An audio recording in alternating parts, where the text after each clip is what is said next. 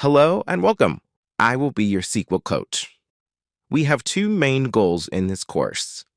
In Chapter 1, we will get to know databases, which store and organize data electronically.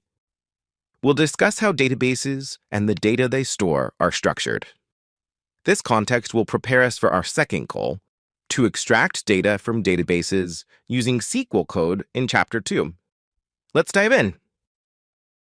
A database stores data. Let's imagine that we are in charge of storing and organizing data for a library.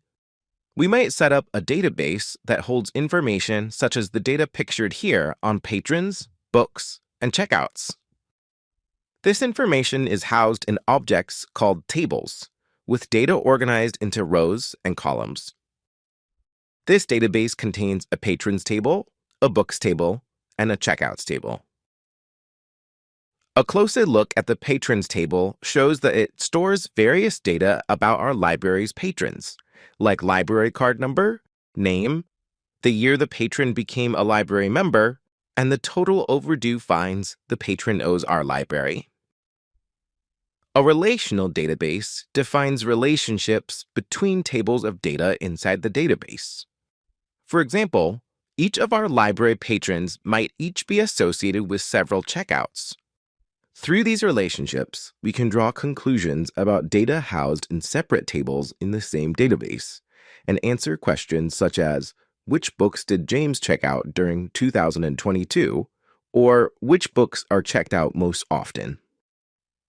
These tables might look similar to the way data is organized in spreadsheet applications such as Excel or Google Sheets, but databases are far more powerful than spreadsheets.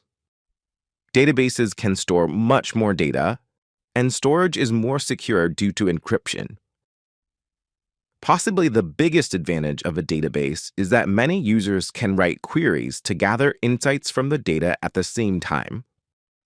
When a database is queried, the data stored inside the database does not change. Rather, the database information is accessed and presented according to instructions in the query. Which leads us to the star of this show, SQL. SQL, or SQL, is short for Structured Query Language. It is the most widely used programming language for creating, querying, and updating relational databases. Once we are familiar with the data we have and which table it is stored on, we can use SQL to begin writing queries to answer questions about our library. More on that in Chapter 2.